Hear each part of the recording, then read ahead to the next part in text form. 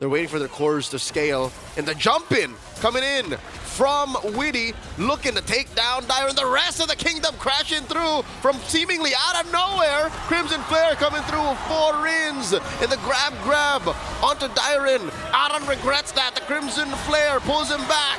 Aran gonna get taken out here. Off camera though. Toy catch. Oh, wait a second. Dear God, Fabian pulls the trigger, but backs off, and oh, finally, Yehezkiel finishes the job, and oh, what's this? No Edom way. looking for one. The ejector in place. Smart missiles, not enough. In the tank for the Jawhead alone to finish the job. In comes Dyron. Zaman Force committed here by Aaron Shiki.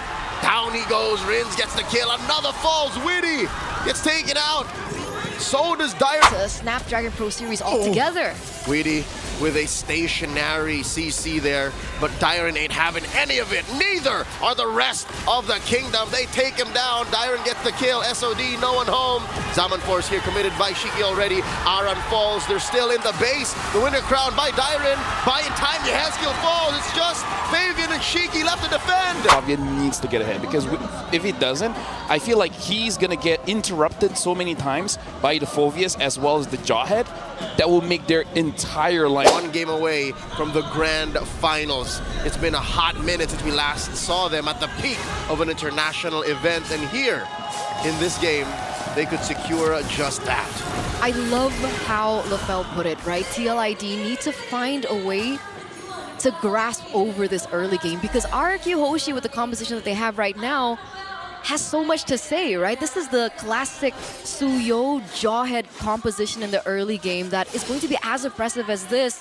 Hopefully Aurora, on Yehezkiel, will be able to become that stopper that is required. If anything, just to put it into context, ladies and gentlemen, I think this is the most aggro lineup that RRQ HOSHI has ever drafted. They are pushing forward under minute 0. You see how much they went into Fabian's jungle there? And now, Sutujin just taking over his jungle first, and then you have the... There's so many ways you could ragdoll the members of Team Liquid ID. And even in terms of like emblem choices, already very aggro too, right? Sutujin on the killing spree this time around. Not the same way or method that Fabian was earlier on the Suyo, and as well as Rins. Very, very aggressive, wants to go into the front line. You can see it with the choice of his emblem as well, the Brave Smite. And look at this rotation now coming through from RQ, but Aran is still able to get out. You see that finesse movement? Just force in the flicker from Aran via smart missile, just walking up. Now a 4-man gank squad from RRQ HOSHI threatening the otherwise from Liquid ID. And the flicker and the ejector! They collapse onto Witty. They find him. Crimson Flare down underneath. First blood drawn by the kingdom. 1-0 now, ladies and gentlemen. This is the early game pressure. This is the early game prowess that we were talking about for RRQ. And it should be a turtle given over to RRQ as well. Neutral objective already secured. No fight whatsoever from Fabian. He just needs to catch up in items. Aran here, forcing split defensively, returning back to his lane, a reset. RRQ HOSHI, either way, the game is to their tempo now. We mentioned how the Aurora might be lacking damage. We mentioned how that mid lane might not have as much priority. Folks, that's what you're seeing now. Like, Team Liquid can't even stand in their own mid. No, Rin says no to that. We almost got out earlier, and then, you know, Rins comes in and he's like, yeah, no, maybe not today. Pulls him back in, and the finisher coming in from Dyron on the Phovius. Top lane might be a different story. What's Shiki like right now? Level 4. All right, he's okay with the EXP, but oh, just as we peek in, Toy just giving him a piece of his mind there. What is he, half health now? Very dangerous now for Aaron Shiki. They are level in terms of gold, and it's not that far behind, but even looking at the pressure and the fact that Toy still has that second skill to utilize, it's not going to be as easy for Aaron Shiki in that particular lane. So far, the game has stalled to a point of the next turtle. Nobody willing to commit battle spells to try and get kills here. They're waiting for their cores to scale. And the jump in coming in from Witty, looking to take down Dyron. The rest of the kingdom crashing through from seemingly out of nowhere. Crimson Flare coming through with 4 Rins. And the grab onto Dyron. Aran regrets that. The Crimson Flare pulls him back. Aran gonna get taken out here. Off Multiple camera though. Toy catches Aaron Shiki with an SOD. That was a close call. But that's just how beautiful back into the bottom lane RRQ HOSHI and their synergy is, right? The entire collapse after the initial pickoff coming in from Weedy, it was beautiful. TLID knows that Fabian is falling behind in terms of EXP, so they couldn't go for the neutral objective 50-50, considering, oh, wait a second. Dear God, Fabian pulls the trigger, but backs off, and oh, finally, Yehezkiel finishes the job, and oh, what's this? No Edop way. looking for one. The ejector in place. Smart missiles, not enough. In the tank for the Jawhead alone to finish the job. In comes Dire and Zaman Force, committed here by Aaron Shiki. Down he goes, Rins gets the kill. Another falls, Witty gets taken out. So does Dire, though it's a trade, 2-for-1. 2-for-1 trade, but again, we were just discussing how RRQ made it work in the bottom lane, and they found yet another opportunity in the top lane as well. It was great for TLID that they were able to take down Toy before he goes in for the snowball, especially on a pick like the Moskov, but the fact that they were able to trade it back for Aaron Shiki, not as great of a trade for TLID at the end of the day. Yep, these are what they call lost leaders. They're giving up early game advantages so that in the late game, they clap back. And it's not even really the late game RRQ is waiting for, it's the mid game.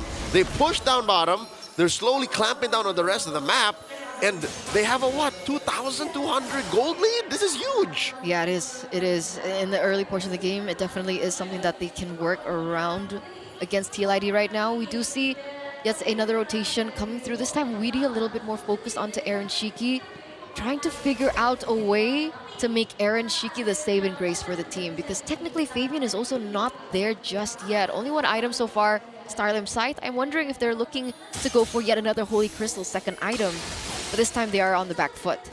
Yeah, the last time they did that, they were completely running over RRQ. Here, I think Fabian has to keep it low to the ground, buy the items that they need, not the items that they want. Oh, Aaron Shiki caught out 4 members, make that just 3. Ito wasn't even part of the engagement. He rotated with RRQ, but they found their man. Aaron Shiki was there for so long. What were they expecting? RRQ HOSHI, they're just continuously looking for these opportunities, are continuously rotating, and Aaron Shiki gets caught out for the second time in this game. He touched him. He touched He was supposed to be untouchable. I mean, a lot of people have touched him, to be honest. All throughout, yeah, starting with Kelra, showing everyone, hey, he's not so untouchable. And now the final turtle goes over to the Kingdom.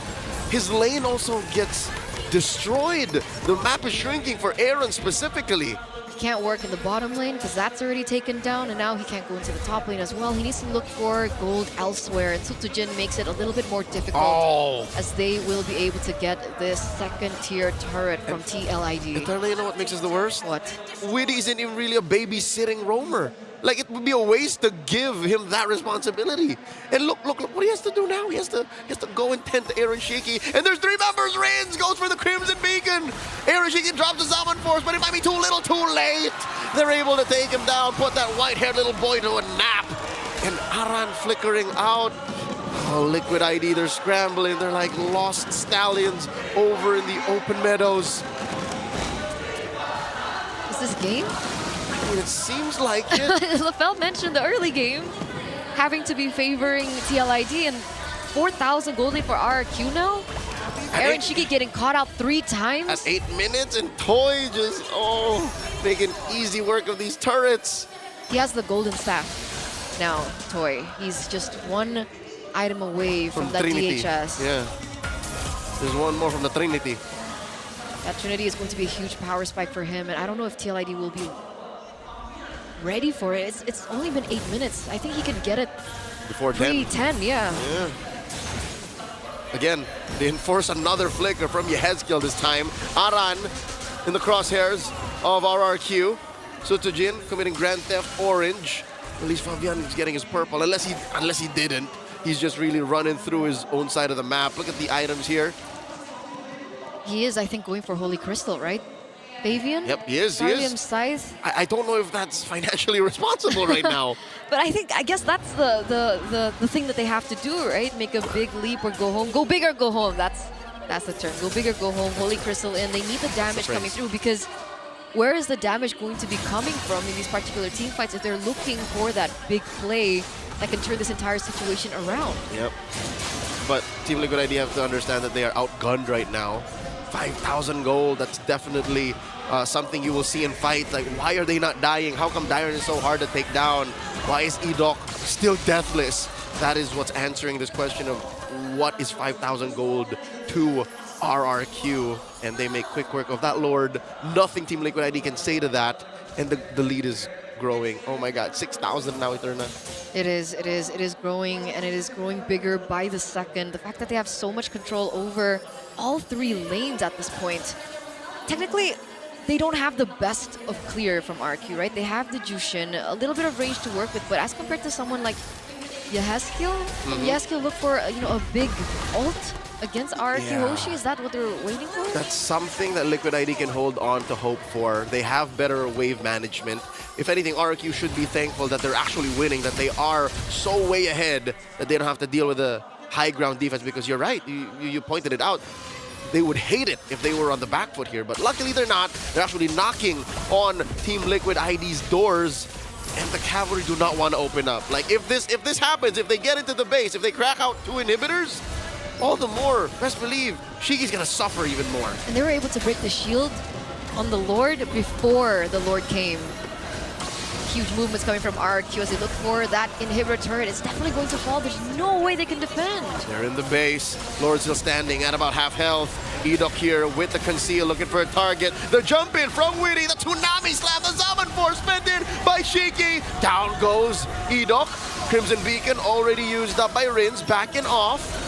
And they do take down that inhibitor in mid, the last one standing down bottom. It's definitely still worth it for RRQ Hoshi in the long run, right? They lose Edok for the price of 2 inhibitor turrets, and one of which is on the opposite side of the next spawning Lord. So yet another advantage that RRQ Hoshi can play with. But if we're looking at the glass half full, TLID are still able to delay and prolong their lives, because once again, what's at stake right now? Match point in for RRQ Hoshi, 1 game away of saying goodbye to a Snapdragon Pro Series altogether. Weedy with a stationary CC there, but Dyron ain't having any of it. Neither are the rest of the kingdom. They take him down. Dyron gets the kill. SOD, no one home. Zaman Force here committed by Shiki already. Aran falls. They're still in the base. The winner crowned by Dyron. Buying time, Yehezkiel falls. It's just Fabian and Shiki left to defend. RRQ Hoshi at the cusp of eliminating Team Liquid ID. They're going straight to the grand finals. The grand final, the second grand final spot in for RRQ Hoshi as the kingdom corrals behind them the Snapdragon Pro Series Mobile Masters. And they know that it has been a long time coming. Still unbeatable, still